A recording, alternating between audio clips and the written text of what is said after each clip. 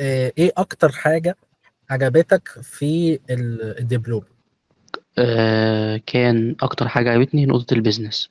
يعني كان لما عرفت موضوع الكاستمر جيرني، وكان جبت سيرة جبنا الولد. كل الحاجات ديت كانت في البيزنس. فده كان أنا فاكر كل الحاجات النقط اللي أنت قلتها لنا في البيزنس والهرم.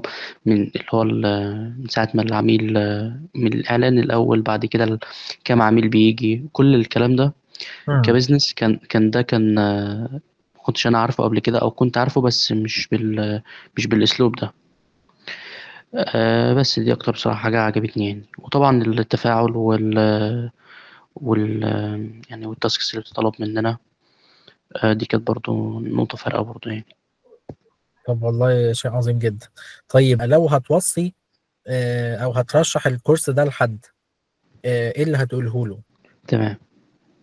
ممكن نقول ان مثلا توضيح، يعني مثلا لو الانسان تايه، ما اظنش ان في زي حضرتك في مصر يقدر يفيد. لو حد مثلا تايه في حاجة، حاجة تنصحه، دي شايف ان دي حاجة تبقى يعني مصيرية، حاجة كويسة جدا يعني.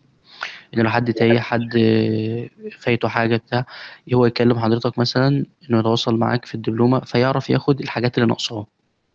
مم. يعني حتة المنتور شيب دي فرقت معاكم؟ م- م. مم. دي اه. تفرق عن الكورس اللي هو المسجل او كده؟ طبعا، اه طبعا.